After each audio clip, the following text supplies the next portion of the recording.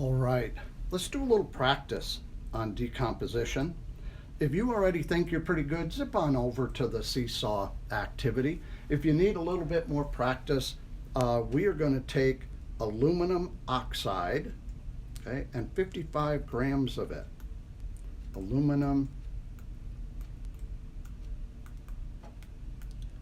oxide, and we're going to decompose that, okay? And I know that seems like, wow, that's a big deal. All right, so let's just go by the numbers, all right? So the first thing we need to do is write the reactant, okay? Aluminum oxide.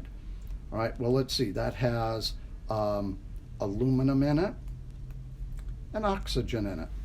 That wasn't so bad. And an arrow. All right, step 2, when we're breaking this down, we're going to break it into its parts. So it's going to be aluminum plus oxygen. All right, now we go back and we look at diatomics. Well, their oxygen is diatomic, but it's with a partner over there on the left side, so no 2 is necessary. On the right side, though, we do need a 2. Okay, takes care of diatomics. Balance the molecules. So on the left side, aluminum is +3, oxygen -2. So we've got to switch those numbers, and we get Al2O3.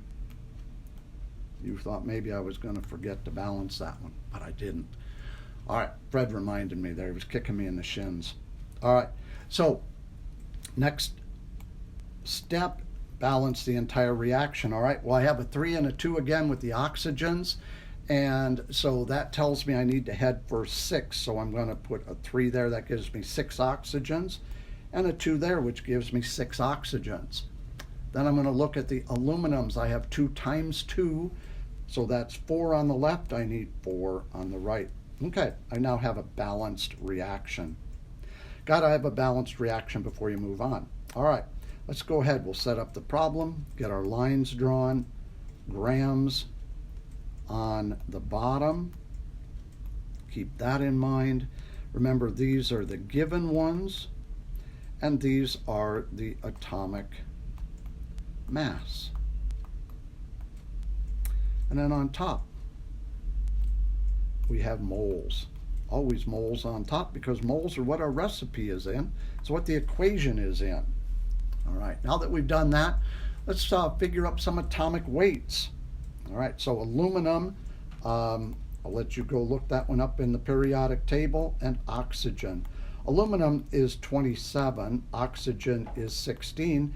We just add that up. We've got 2 of those, so that's 54. And we have 3 of those, so that's 48. Add all those together, and we get a mass of 102. Notice I did not use that coefficient of 2, that one right there. It's not time to use it. We use it when we're doing our mole ratios up on top. All right, let's do the next ones. They're pretty quick. Aluminum, we only have 1 aluminum, so that is 27.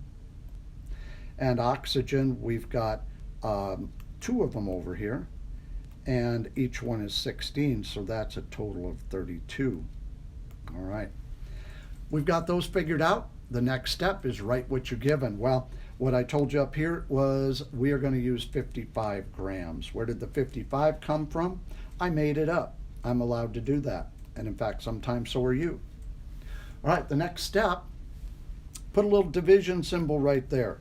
55 divided by 102. Now I set this one up so it doesn't come out very nice. It's a big decimal. So if you do that one, you're going to get 0.5392. Okay, 0.5392. I'm carrying 4 numbers there, so I make sure that I stay nice and accurate. And then I've got to find my limiting. Well, I only have 1 reactant, so I automatically know that's the limiting one. I'm going to use that one to figure out my X and Y. So 0.5392 over 2 is going to equal, and I've got to erase some things there, equals X over 4. I'm going to do some cross multiplication. So I've got 4 times 0.5392 equals 2x. And when you do that division, it is 1.078. And again, I'm carrying 4 numbers so that I maintain that accuracy and don't round off too early. Over here, it's going to be y. I use that same limiting one. So 0.5392 divided by, well, this time it's still 2. Keep that in mind, doesn't change. This time, though, it is going to be y over 3.